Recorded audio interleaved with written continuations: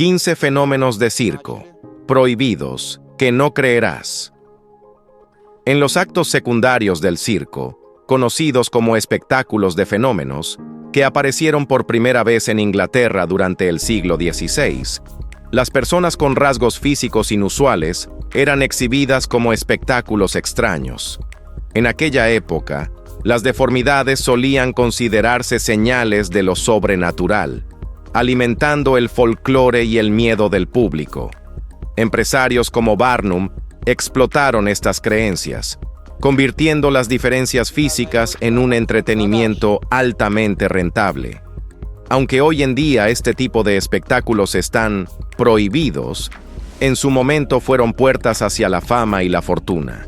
Y hoy veremos a los 15 fenómenos de circo prohibidos que no creerás. Número 15. Alice Bounce.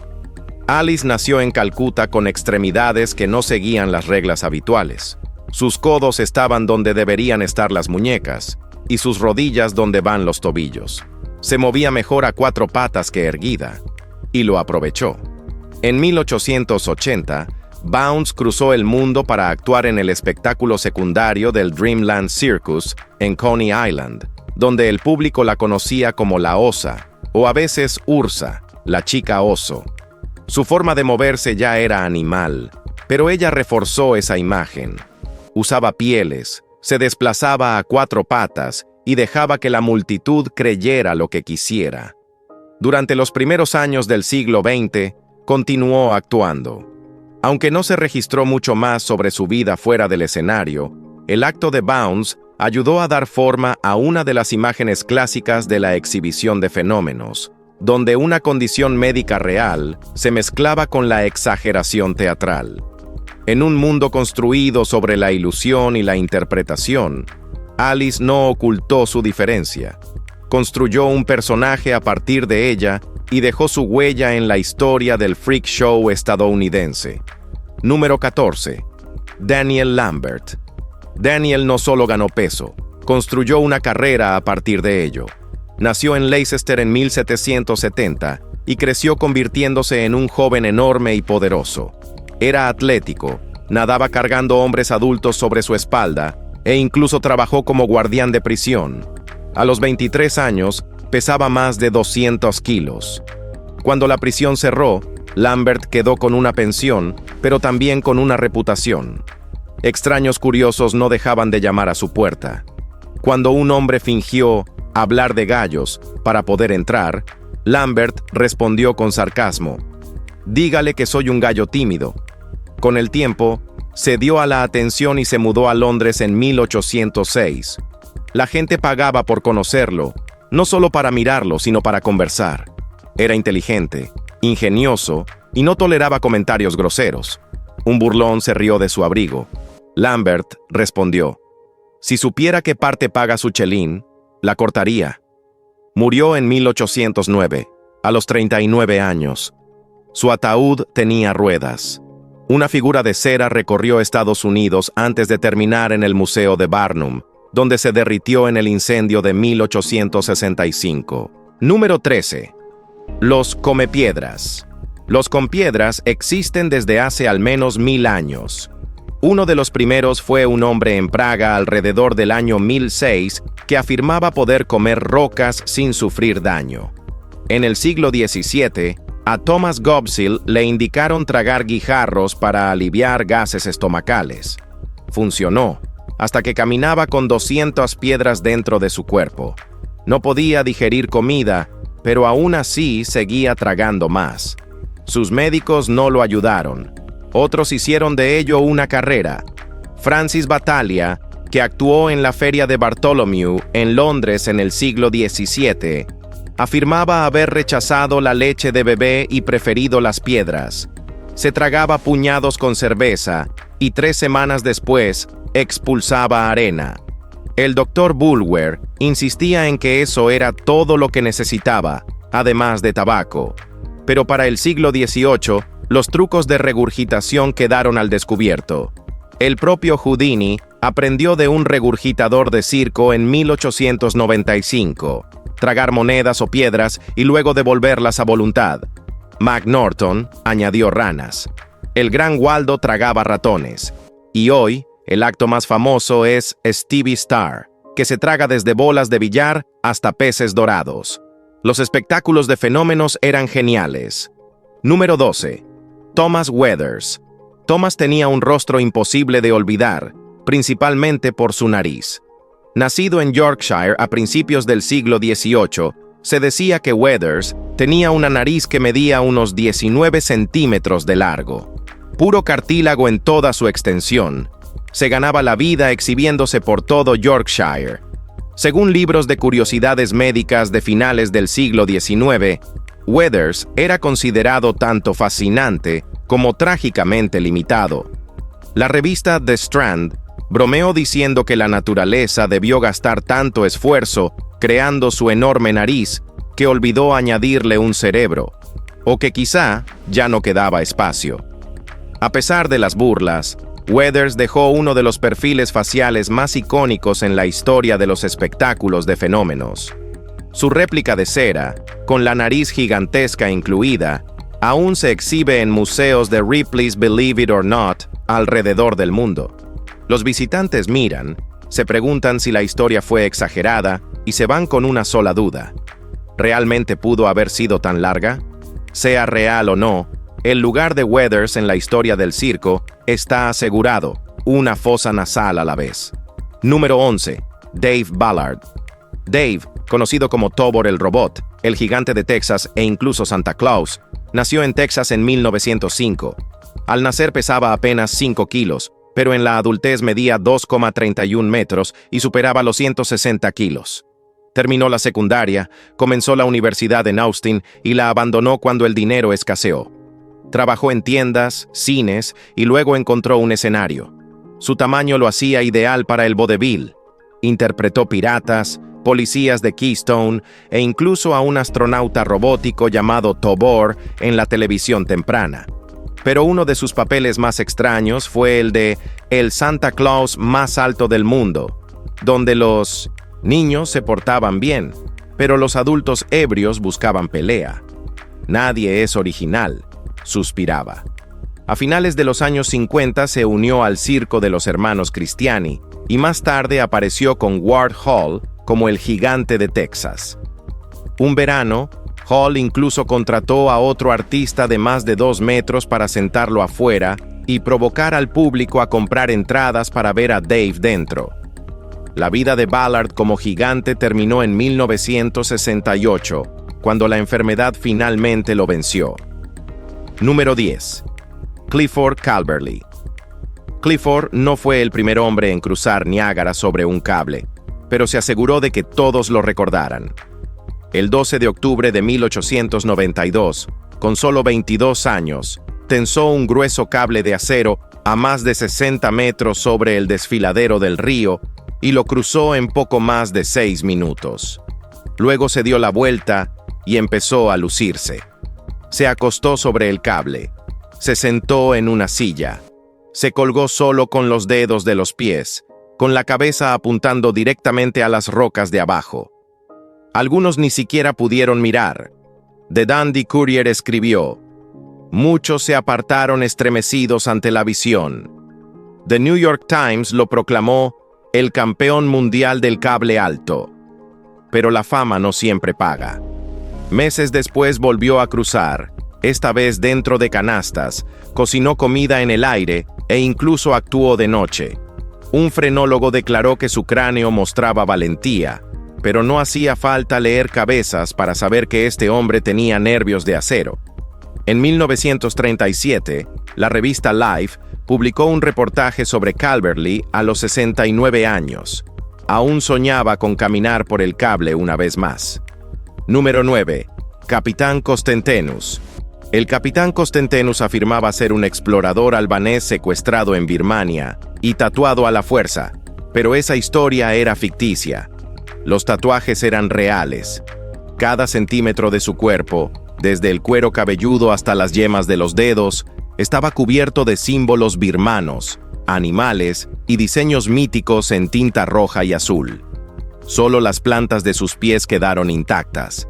nacido alrededor de 1836, se convirtió en uno de los hombres tatuados más famosos de la historia, recorriendo escenarios bajo P.T. Barnum y The Great Farini. Científicos lo estudiaron en la Universidad de Viena, maravillados por la densidad y precisión de su arte corporal. Ganaba más de $1,000 a la semana, una fortuna para la época, y vendía autobiografías inventadas para alimentar el misterio. Detrás del marketing había un hombre que entendía el espectáculo mejor que la mayoría. Costentinus no necesitaba trucos ni peligro. Convirtió su propia piel en una obra maestra. Al morir, dejó riqueza, misterio y un legado inolvidable grabado permanentemente en la historia. Número 8. Nikolai Kovalkov. Nikolai nació en 1851 en Rusia, sin brazos y con piernas parcialmente formadas. Fue el 14º hijo de una familia campesina y nunca permitió que su condición lo definiera.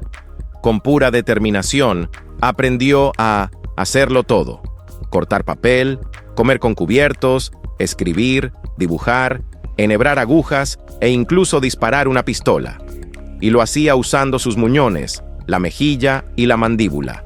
Recorrió Europa y América y llegó a actuar ante la realeza, como el zar Alejandro III y la reina Guillermina. En el escenario, era pura precisión.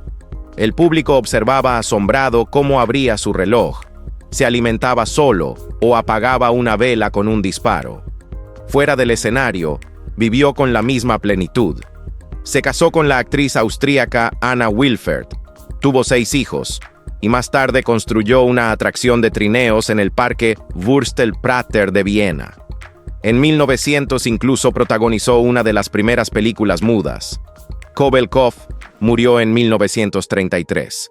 Pero su vida nunca fue pequeña, ni en movimiento, ni en amor, ni en impacto. Convirtió la limitación en espectáculo y lo transformó en arte. Número 7. El proyectil humano. Rosa Richter tenía solo 14 años cuando se metió en un barril con forma de cañón y pasó a la historia. Era el año 1877 y en el Royal Aquarium de Londres voló por los aires como Sacelle, la primera bala humana. El lanzamiento no se producía con pólvora, sino mediante un sistema de resortes enrollados y palancas diseñado por el temerario William Leonard Hunt. Una nube de humo creaba la ilusión de una explosión mientras ella salía disparada hacia una red tendida más abajo. El público rugía. 15,000 personas acudían a verla elevarse sobre ellos, un símbolo viviente de peligro y gracia. Sacelle realizó giras por Gran Bretaña y Estados Unidos, y más tarde se unió al circo de P.T. Barnum, donde su acto se convirtió en una atracción principal. Pero el riesgo era constante. En 1891, durante un espectáculo en Nuevo México, se pasó de largo de la red y se fracturó la columna vertebral. Sobrevivió, pero nunca volvió a actuar. El salto de Sacelle convirtió el vuelo en teatro y dejó a cada temerario posterior persiguiendo ese mismo instante imposible. Número 6. Ray Myers. Ray Myers nació sin brazos en 1911 en una granja de Pensilvania, pero nunca necesitó compasión, solo espacio para aprender. Sus padres rechazaron las primeras ofertas de circo, permitiéndole vivir como cualquier otro niño. Ray aprendió por sí mismo a tocar el trombón en la escuela y luego dominó la guitarra usando los pies. Pulsaba las cuerdas con una púa entre los dedos de los pies. Añadía una armónica sostenida entre el rostro y el hombro y construyó su propio camino. En 1933 se unió al Auditorium de Robert Ripley en la Exposición Mundial de Chicago, tocando junto a grandes figuras del sideshow. Pero una sola temporada fue suficiente. Ray quería música, no espectáculo, así que volvió a casa, compró un coche y aprendió a conducir solo, con un pie en el volante y otro en los pedales. Recorrió iglesias y estaciones de radio, cantó música country y cruzó Estados Unidos durante décadas. En 1936 regresó al mundo de Ripley a través de la radio y más tarde llegó a WBBA y otras emisoras. Ray siguió tocando hasta los 75 años. Número 5. El misterio del Sideshow. La Mujer Araña nunca fue una sola persona, sino una sombra compartida por muchas artistas. En carpas oscuras y salones iluminados por gas, aparecían mujeres con extremidades adicionales, fabricadas con madera, alambre y tela, dobladas de formas que sugerían algo mitad humano, mitad arácnido. El acto jugaba con el miedo y la fascinación, haciendo que el público se inclinara hacia adelante con incredulidad. Algunas mujeres araña pintaban telarañas sobre su piel. Otras vestían trajes oscuros cosidos con finos hilos plateados. Sus brazos se movían al ritmo de poleas ocultas. Sus piernas se plegaban como una pesadilla convertida en gracia. Era una ilusión, pero lo suficientemente efectiva como para perseguir a la multitud mucho después de que se cerrara el telón. Rara vez daban entrevistas o usaban nombres reales, prefiriendo el misterio a la fama. Ningún registro prueba quién inició el acto o quién lo terminó, solo que durante décadas, la Mujer Araña reapareció en circos de todo el mundo. No era real en carne, pero sí en la memoria. Y quizá ese era todo el punto. Número 4. Rose Foster. Rose Foster, nacida como Rosina Kate Foster en 1884 en Highfield, Inglaterra, llegó al mundo con 4 extremidades gravemente malformadas. Aún así, rechazó la lástima. De niña, aprendió sola a comer, vestirse e incluso escribir usando los dedos de los pies. Midiendo apenas 66 centímetros de altura, comenzó a aparecer en postales y en espectáculos secundarios, tejiendo o sonriendo con orgullo para la cámara. Para la década de 1890 ya actuaba ante el público, y para 1910 había completado 8 temporadas consecutivas con el circo Barnum and Bailey. Su vida estuvo llena de viajes, Europa, Norteamérica e incluso Brasil, con cada actuación desafiando la idea de lo posible. En 1919 se casó con Frederick John Wilkinson en Southampton, usando su nombre completo, Rosina Kate Foster Archibald. Tras retirarse en 1937, vivió tranquilamente con su familia en Lytham St. Anne's. Falleció en 1975 a los 91 años, enterrada bajo su nombre de casada. La historia de Rose no trata de deformidad ni de fama, sino de resistencia silenciosa, autosuficiencia y la elegancia de alguien que convirtió la dificultad en una carrera. Número 3. Mirindajo Arnold Gerrit Henskes no se propuso impactar al mundo, pero bajo el nombre de Mirindajo, eso fue exactamente lo que hizo. En la Europa de la posguerra, subía al escenario y con total calma se atravesaba el cuerpo con espadas, brochetas y floretes de esgrima. Las radiografías confirmaban lo que el público ya creía. Realmente estaban dentro de él. Dajo decía que no era magia, sino mente sobre carne. Afirmaba que su cuerpo podía curarse a sí mismo mediante disciplina espiritual y permanecía inmóvil mientras el acero atravesaba su pecho. Los médicos no podían explicar cómo sobrevivía. Algunos lo llamaban divino, otros una ilusión, pero todos seguían mirando. Se convirtió en una sensación en Suiza y los Países Bajos, actuando tanto en teatros como en hospitales. En 1948 se tragó una aguja de acero para demostrar su invulnerabilidad. La operación para extraerla lo mató. Su muerte solo profundizó el misterio. La ciencia aún no puede explicar cómo vivió Mirindajo ni cómo soportó tanto sin quebrarse. Número 2. Rosa y Josefa Blasek.